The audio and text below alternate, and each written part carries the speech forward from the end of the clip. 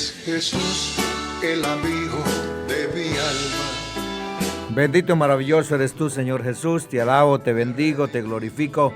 Te doy toda la honra y la gloria, mi eterno y soberano Dios, porque eres el único Dios que te la mereces. Donde yo anduve perdido.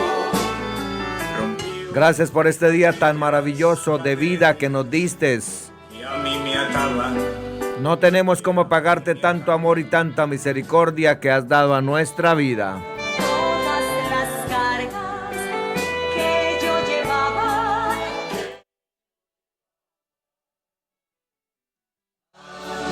De mi alabanza para el Cordero Santo que a mí me amaba. Gracias, Señor Jesús, gracias por este día tan hermoso, por nuestros seres queridos, por la vida, por la salud, por el trabajo. Gracias porque nos guardas al salir y entrar de nuestros hogares. Mi alabanza para el Cordero Santo que a mí me amaba. Bendito por los siglos de los siglos. Pido tu permiso para realizar un programa más de Manantial de Vida. Seas tú limpiando mi mente, mis oídos, mis ojos, mi boca, mi corazón, de cualquier pecado, oh Dios del cielo y de la tierra.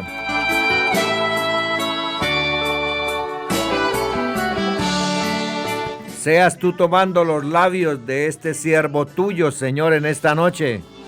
Lejos, muy lejos, lejos me hallaba.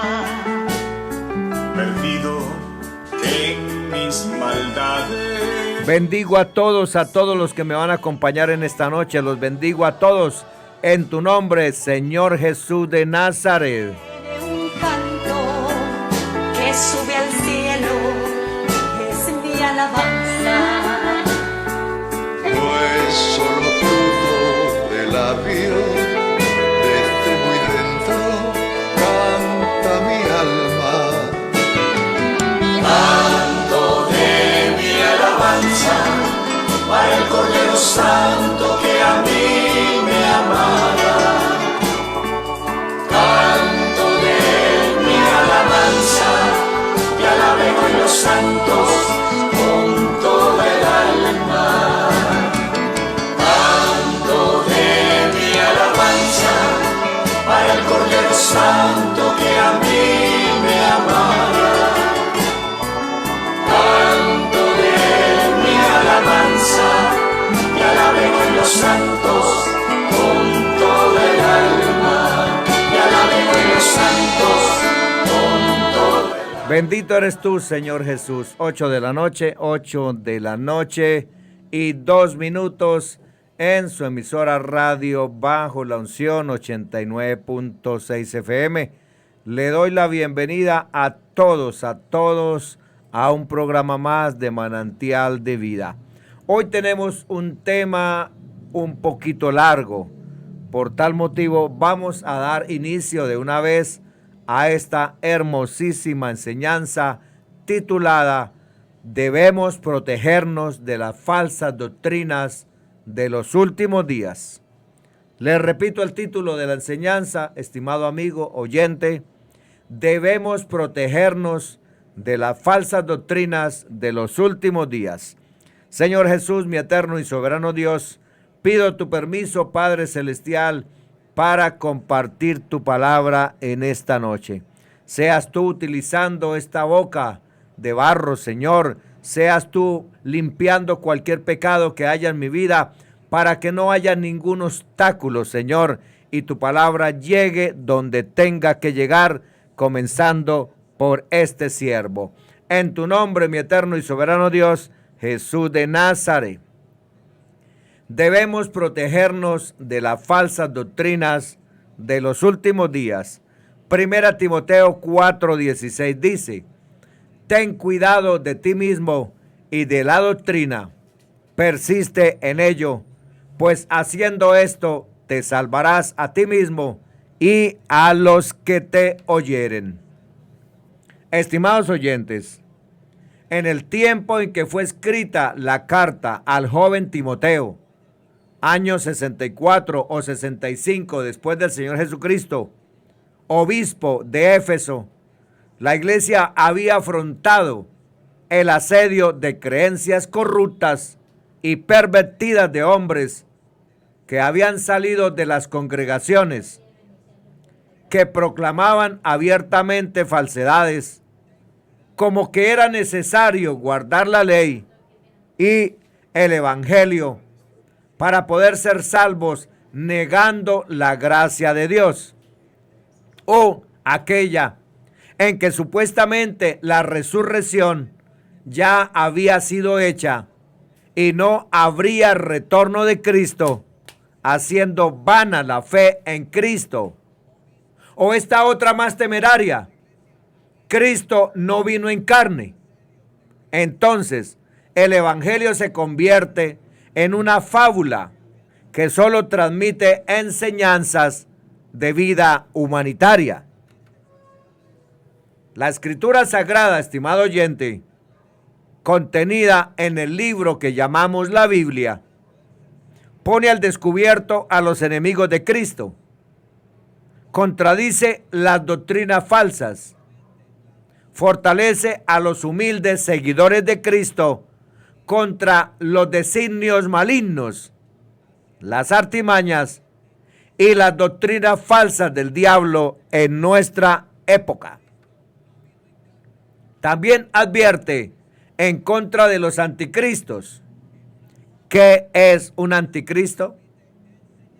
Toda persona o todo aquello que sea una representación falsa del verdadero plan de salvación del evangelio y que manifiesta o secretamente se opone a la verdad de Cristo.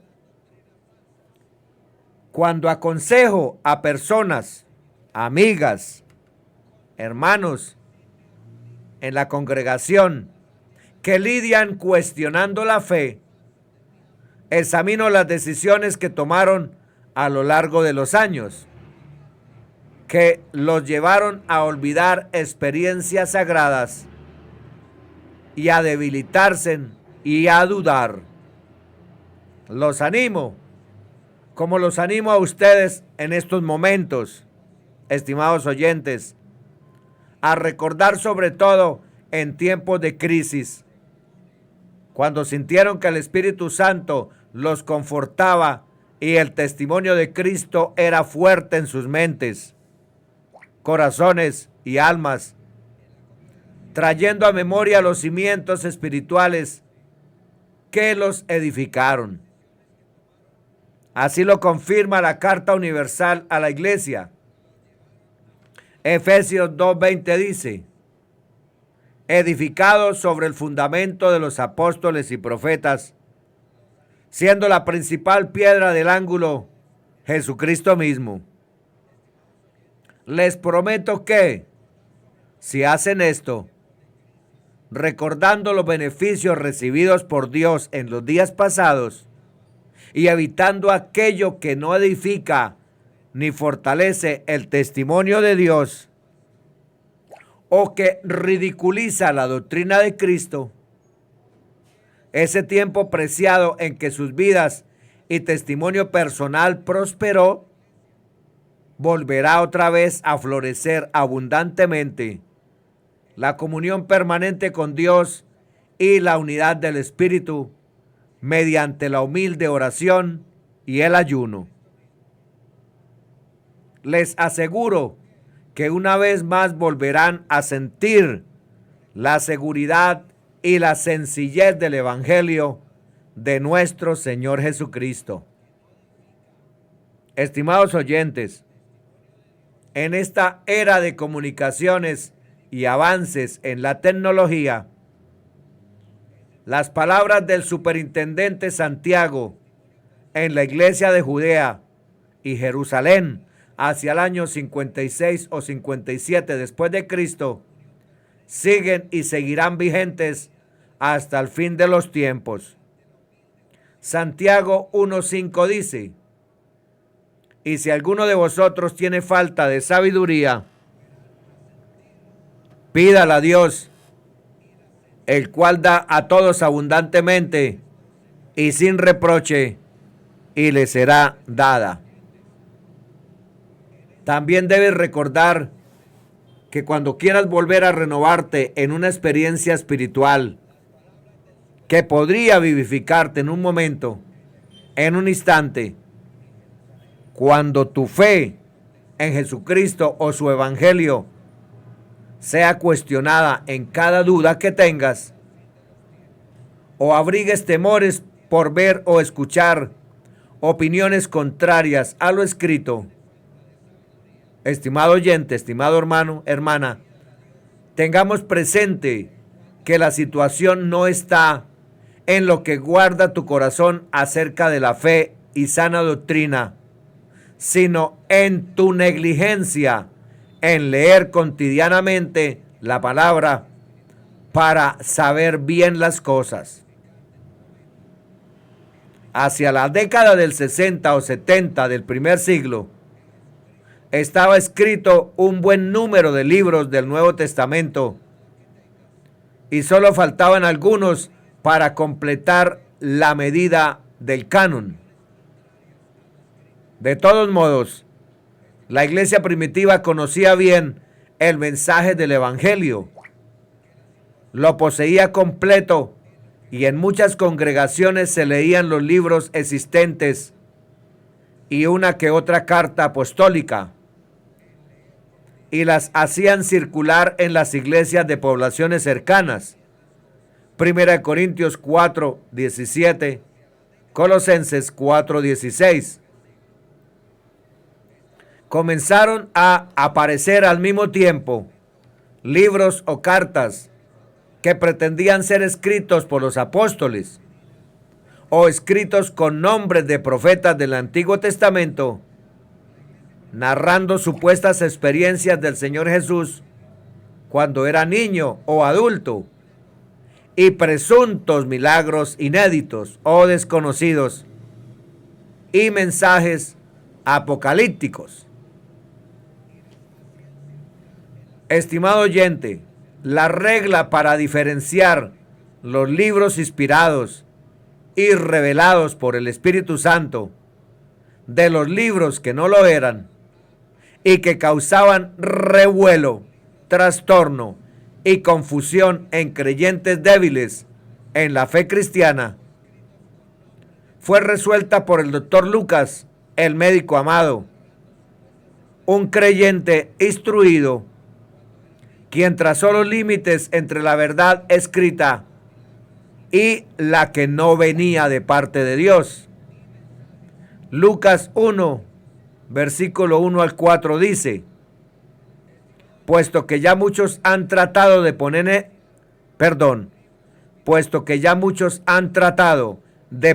en orden la historia de las cosas que entre nosotros han sido ciertísimas, tal como nos lo enseñaron los que desde el principio lo vieron con sus ojos y fueron ministros de la palabra, me ha parecido también a mí, después de haber investigado con diligencia todas las cosas desde su origen, escribírtelas por orden, oh excelentísimo Teófilo, para que conozcas bien la verdad de las cosas en las cuales has sido instruido.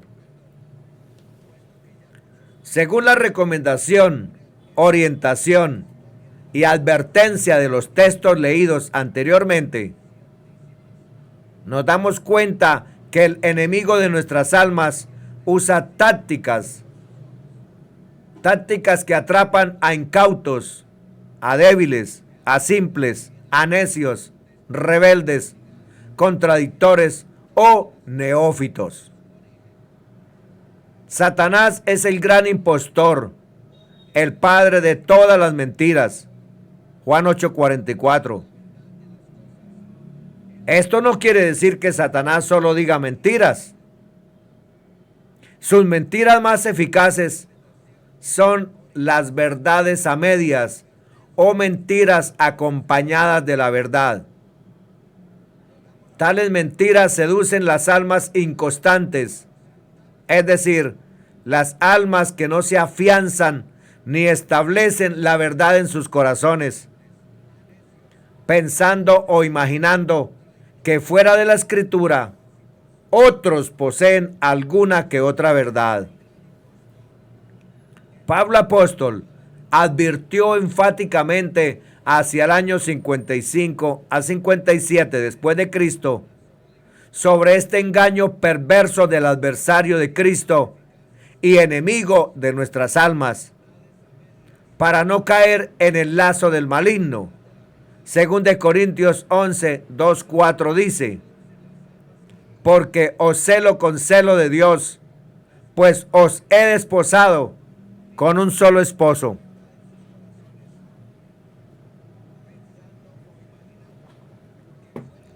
Para presentaros como una virgen pura a Cristo.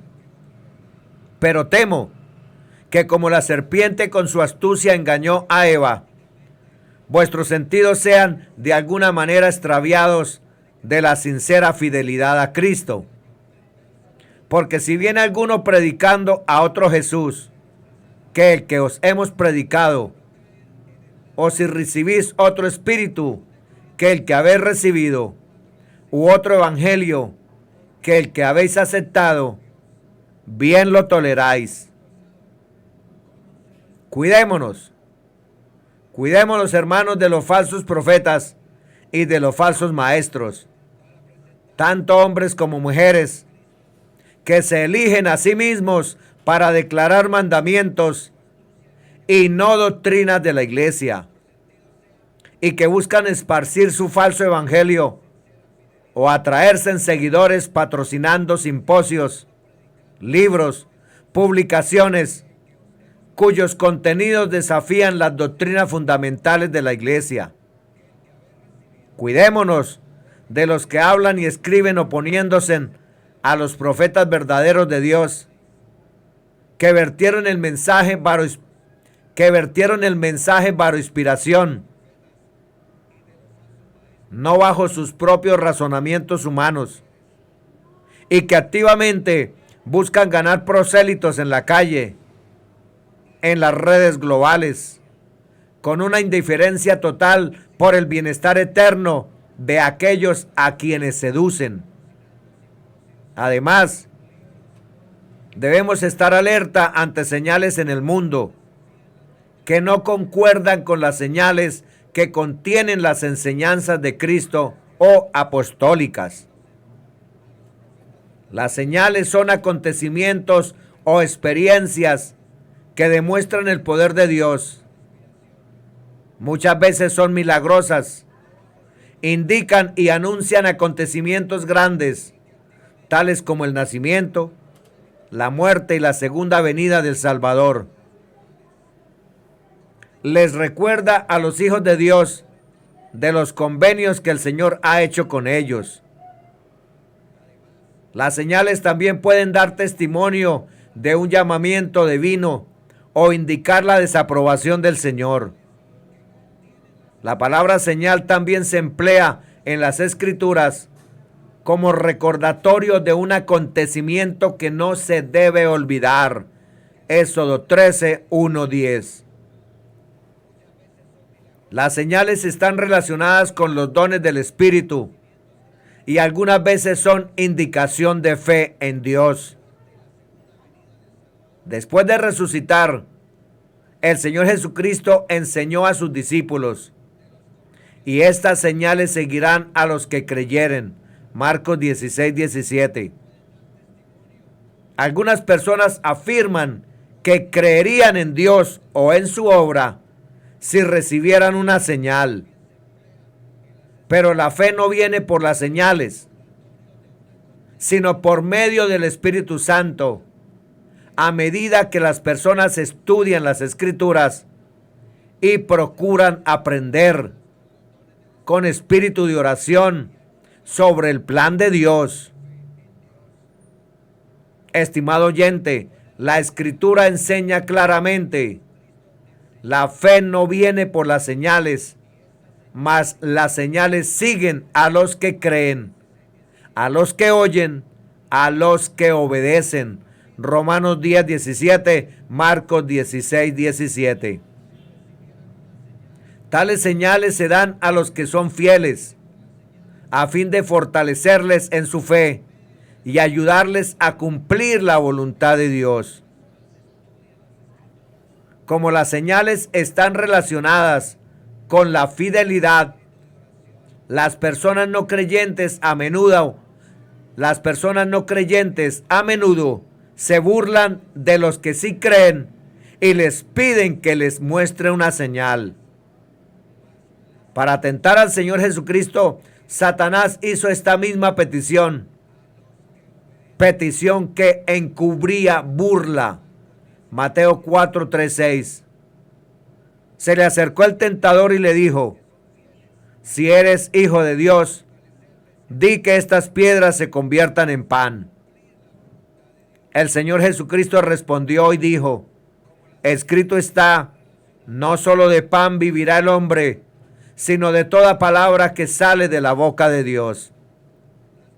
Entonces el diablo lo llevó a la santa ciudad, lo puso sobre el pináculo del templo y le dijo: si eres hijo de Dios, tírate abajo, pues escrito está, a sus ángeles mandará acerca de ti, y en sus manos te sostendrán, para que no tropieces con tu pie en piedra.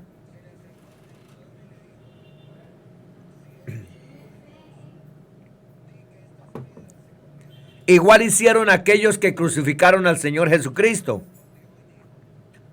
Pedían señales de manera burlona para creer, pero ellos en realidad no creían, a pesar de haber visto milagros. Mateo 27, 40-42.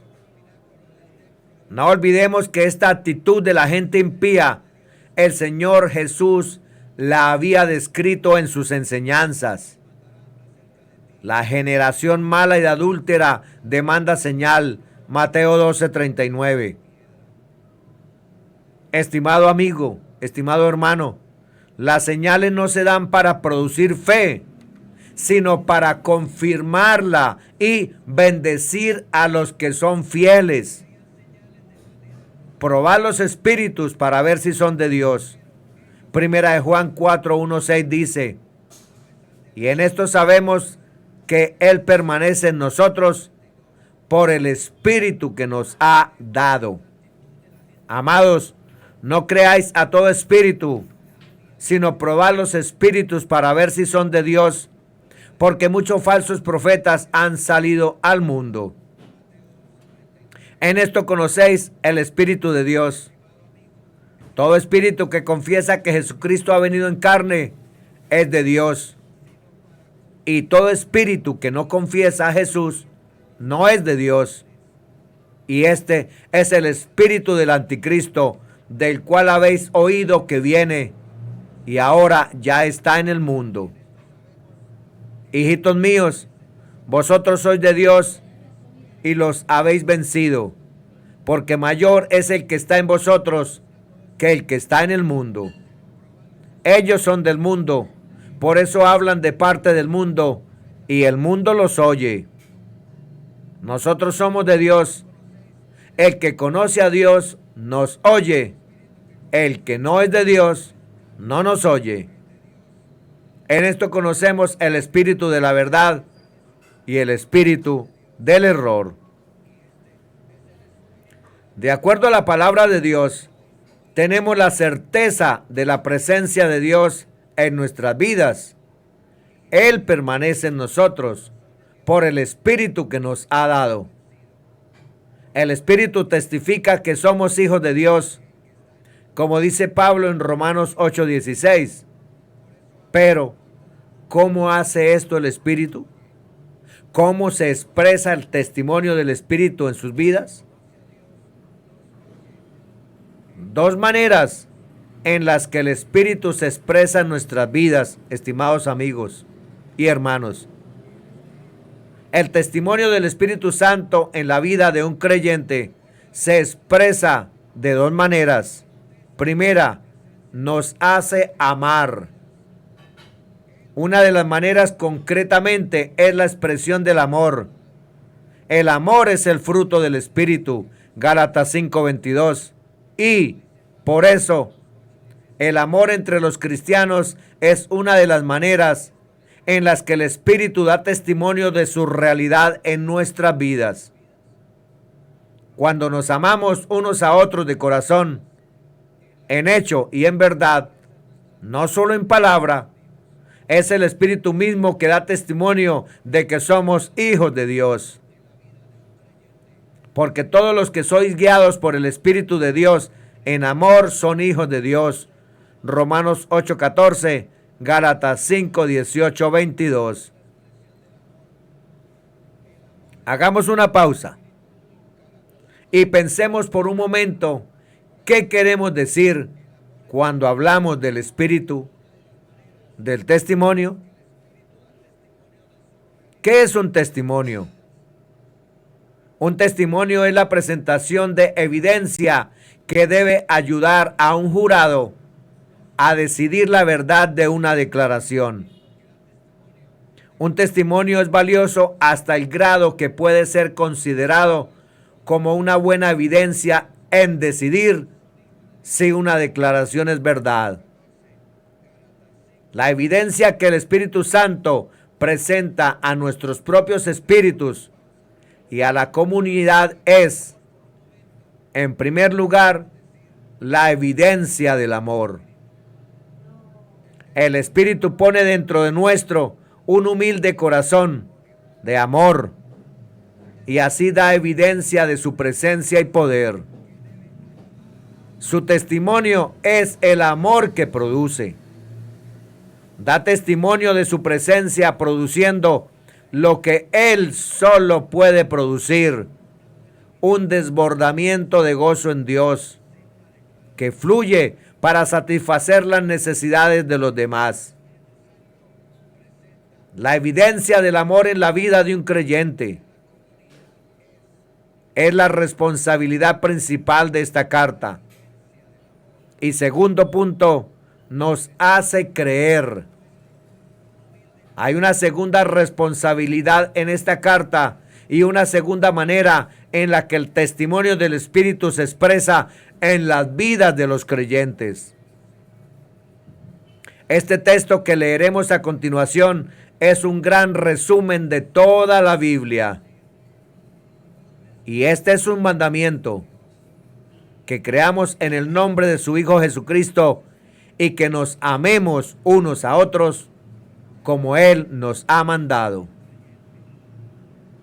El mandamiento que lo abarca todo en esta carta y de hecho en toda la Biblia es: creamos en Jesucristo y amémonos unos a otros.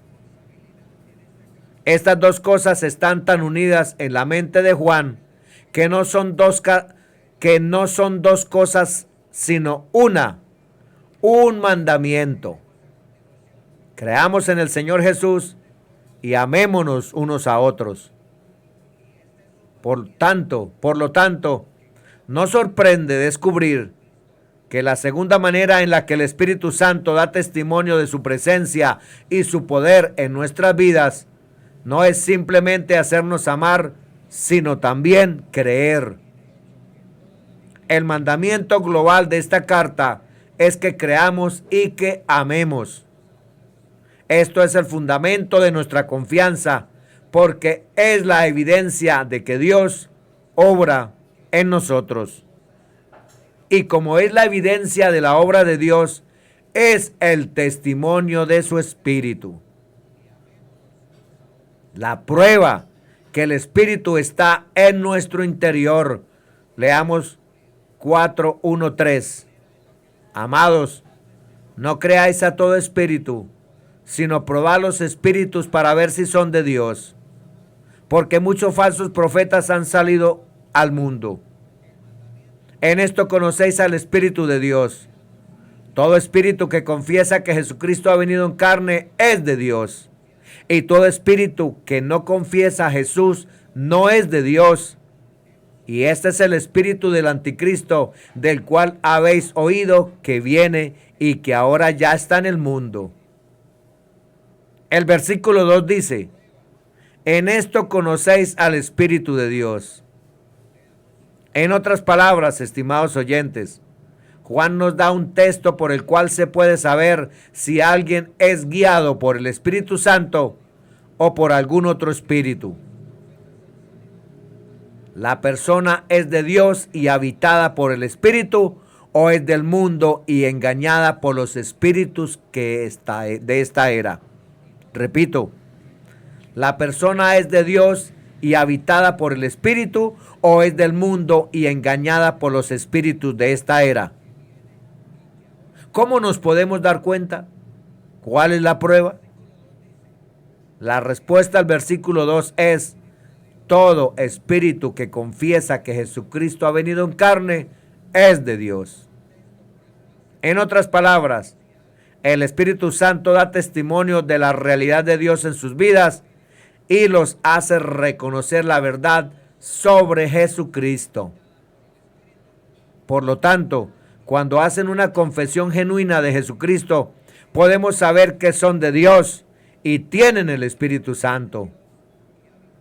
Surge una pregunta: ¿qué significa confesar? Esto nos crea un problema. Sabemos que hay personas que pueden decir cosas ciertas sobre el Señor Jesús, que, de hecho, no son nacidas de Dios o habitadas por el Espíritu Santo. Si le pagamos suficiente a alguien de la calle, podemos traerlo para que haga cualquier confesión que querramos aquí, ante toda la iglesia, y no habría ninguna evidencia en absoluto de que pertenece a Dios. Y el Señor Jesús dijo: no todo el que me dice Señor, Señor, entrará en el reino de Dios. Mateo 7:21. Dicho de otro modo, simplemente decir cosas correctas sobre el Señor Jesús no es signo de la presencia del Espíritu Santo. Surge una pregunta: entonces, ¿qué quiere decir Juan en el versículo 2 cuando se refiere a que el Espíritu que confiesa que Jesucristo ha venido en carne es de Dios? La respuesta debe estar en lo que Juan quiere decir con la palabra confiesa. No consiste en simples palabras. En 1 de Juan 1:9 dice: si confesamos nuestros pecados, Él es fiel y justo y perdonará nuestros pecados. ¿Qué significa confesar aquí? No significa simplemente pronunciar las palabras sé que soy un pecador. Todos sabemos que el perdón y la reconciliación no ocurren cuando las palabras de una disculpa son superficiales y sin sinceridad. Si le decimos a uno de nuestros hijos, por ejemplo, pídele disculpas a tu hermano, y él le dice de mala gana, lo siento, no se logra una reconciliación. La confesión debe ser sincera, debe salir del corazón, debe ser más que simples palabras. Tiene que haber una disposición correspondiente a la ofensa cometida, arrepentimiento verdadero, contrición verdadera. Es entonces que el perdón y la reconciliación pueden suceder. Por lo tanto, cuando 1 de Juan dice en 4:2 que la evidencia de la realidad espiritual divina es la confesión de que Jesucristo ha venido en carne, probablemente no quiera decir que las simples palabras o pensamientos son evidencia suficiente. Solo porque la gente diga que Jesucristo ha venido en carne no es una señal segura que son de Dios. Rendición, convicción y sumisión sinceras. En cambio, Juan quiere decir que la confesión genuina y sincera de Cristo es evidencia de la obra del Espíritu. Si hay una disposición sincera por la tremenda verdad de que el Hijo de Dios ha venido en carne, entonces la confesión es evidencia de la obra del Espíritu Santo. O sea, las simples palabras doctrinales, sin importar cuán ciertas sean, No prueban nada sobre el espíritu o persona que hay detrás de estas, a menos que las palabras estén acompañadas por una rendición, convicción y sumisión sincera a Cristo y su verdad doctrinal. Mi conclusión es que lo que el versículo 2 quiere decir es esto: en esto conocéis al Espíritu de Dios. Todo espíritu que confiesa sinceramente que Jesucristo ha venido en carne y que tiene la correspondiente disposición de rendimiento y reconocimiento amoroso y sumisión a Jesucristo, es de Dios. Por lo tanto, estimado amigo, hermano, la señal de la realidad del Espíritu no es meramente la verdad de las palabras que salen de la boca de un presunto profeta, un predicador, un expositor de la Escritura, sino la disposición correcta que corresponde a esa verdad. Confesar que el Señor Jesús es Dios manifestado en carne, porque el Espíritu me hace reconocerlo y llamarle Señor. 1 Corintios 12:3. Por eso, el Espíritu da testimonio de la autenticidad de un creyente, de un evangelista o de un predicador de dos maneras. Una es produciendo el fruto del amor y la otra produciendo una genuina confesión de verdad doctrinal sobre Jesucristo. Un acto de amor y una confesión de verdad sinceros se deben a la obra del Espíritu Santo en nuestras vidas. Por consiguiente, la pureza de nuestro amor y de nuestra creencia en Cristo son la evidencia de la obra de Dios en nuestras vidas. Son el testimonio del Espíritu Santo de que somos hijos de Dios. La prueba de lo que oye la gente.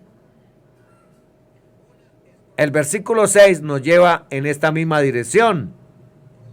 Responde la misma pregunta que el versículo 2. ¿Cómo podemos reconocer el espíritu del error y el espíritu de la verdad?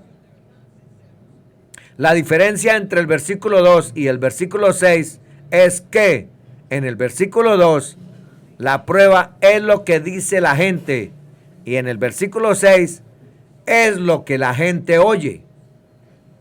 O para decirlo de otra manera, en el versículo 2 la prueba es si la gente dice palabras sinceras y verídicas surgidas del corazón.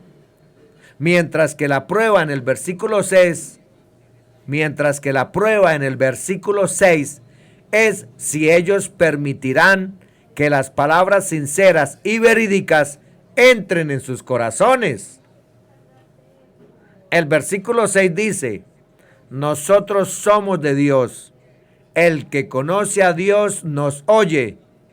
El que no es de Dios no nos oye. En esto conocemos el espíritu de la verdad y el espíritu de error. Por eso, la prueba de si tienen el espíritu de la verdad es si escuchan cuando la palabra les enseña, cuando se acepta como está escrito. El solo escuchar no prueba nada. Aquí surge la misma pregunta que en el versículo 2. ¿El mero escuchar prueba algo acerca de la condición espiritual de una persona? No. No más de lo que prueba el mero hablar en el versículo 2. Pero la respuesta es la misma en ambos versículos. El versículo 2 no se refiere a las meras palabras, sino a las palabras desde el corazón. Y el versículo 6 no se refiere al mero escuchar, sino al escuchar que permite que las palabras entren al corazón. La presencia del Espíritu Santo no se prueba con cualquier tipo de forma de escuchar, sino con el oír humilde que acepta la verdad de Cristo y se somete con agrado. Esa forma de escuchar es la señal del Espíritu de la verdad que obra en el corazón. Por lo tanto, el testimonio del Espíritu que nos garantiza que somos hijos de Dios es la obra del Espíritu que nos hace escuchar el Evangelio con entrega absoluta y humillación y confesar el Cristo del Evangelio de todo corazón. Cuando tenemos realmente el Espíritu de Dios, este no nos deja apartar el oído de la verdad. La gran afirmación de este texto, la esencia de 1 de Juan 4:1-6, no es simplemente darnos un texto doctrinal para distinguir los falsos profetas. Si fuera así, entonces el versículo 2 no diría: en esto conocéis el Espíritu de Dios. Diría en cambio: en esto conocéis el espíritu del anticristo. El objetivo de los versículos no es meramente dar un texto doctrinal para reconocer a los falsos espíritus, sino para darnos también un texto para reconocer al verdadero espíritu. Y, por consiguiente, el texto tiene que ser más que tener una creencia del Evangelio, porque la verdadera doctrina por sí misma es una señal segura de la obra del Espíritu. Cualquiera puede hablar de doctrinas verdaderas y especular o debatir sobre ellas, pero solo el Espíritu puede hacer que los pecadores realmente escuchen y confiesen la verdad del Señor Jesús.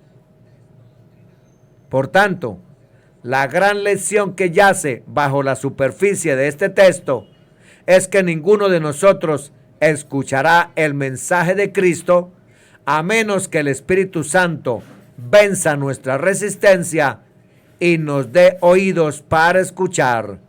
Hechos 16:14, Deuteronomio 29:4. Y ninguno de nosotros confesará por confesar, sino que confesará con el corazón que Jesucristo ha venido en carne. Que el Espíritu Santo nos haga humildes para aceptar la autoridad del Señor Jesús implícita en esta confesión. 1 Corintios 12:3. La gran afirmación de Juan, la cual se encuentra detrás de los versículos 2 y 6, es que escuchar el Evangelio con atención y confesar a Cristo con lealtad es la obra y el don del Espíritu Santo.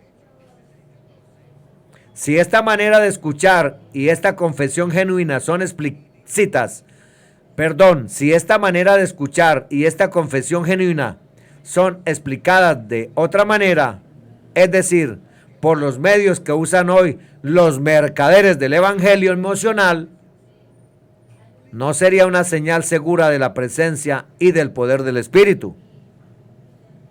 Tampoco son una señal de su poder, ya que Juan sabe que nadie escucha y nadie confiesa en verdad y amor aparte de la obra soberana del Espíritu Santo en el creyente. La gran afirmación expresada explícitamente. Hay un lugar en este texto donde esta gran afirmación sumerge a la superficie. En el versículo 4 se manifiesta de una manera clara para que todos entendamos.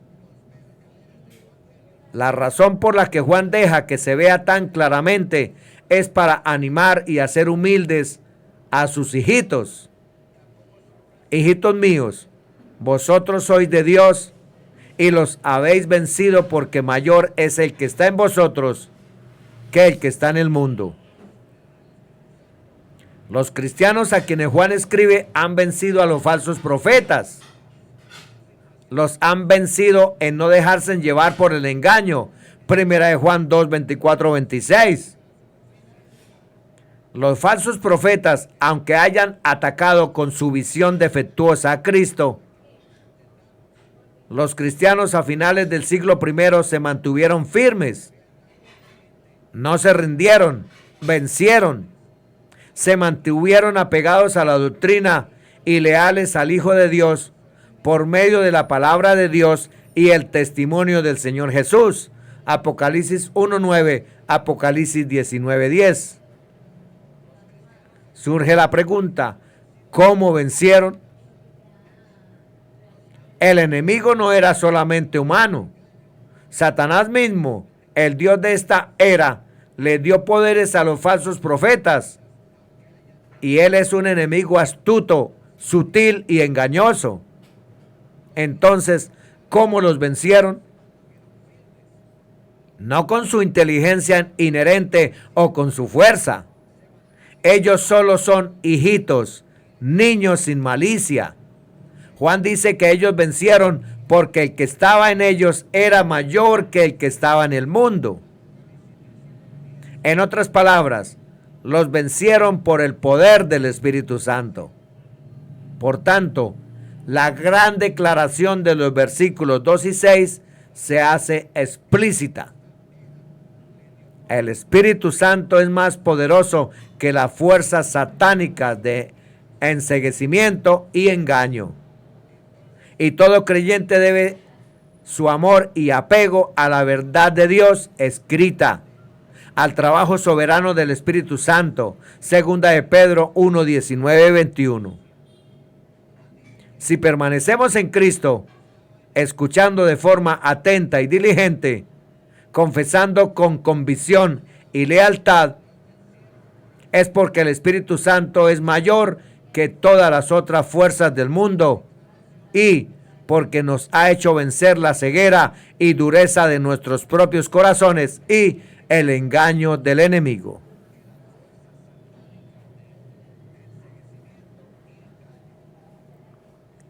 Lecciones para los creyentes y no creyentes. En esto hay una lección para los creyentes y los no creyentes. Para los creyentes la lección es doble. Primero, no se atribuyan méritos por escuchar atentamente sin saber exponer la doctrina por sus corazones confesos de cierta creencia que consideran pentecostal o por la manera de repetir ciertas cosas que aprendieron de otros sin corregir, verificar o examinar. Segundo, den crédito al Espíritu Santo que está en ustedes y den la gloria a Dios en o por Cristo.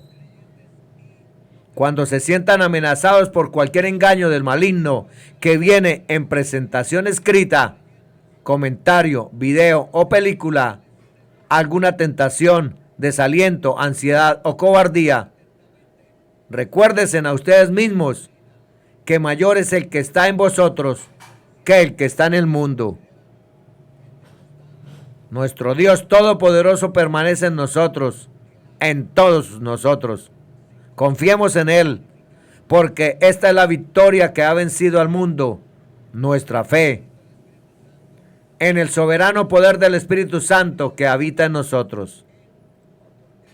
Para los no creyentes, la lección es esta: busquemos el poder del Espíritu Santo. Admitamos que sin Él nuestros oídos permanecerán cerrados, nuestro corazón duro, y no confesarán con certeza que Jesucristo vino en carne. Oremos para que el Espíritu de Dios abra los ojos, entendimiento. Supliquemos a Él para eliminar la dureza de nuestros corazones y pidámosle que ponga en todos nosotros la alegre confesión que Jesucristo es nuestro Salvador y Señor. Amén. Bendiciones para todos, en el nombre que es sobre todo nombre, Jesús de Nazaret.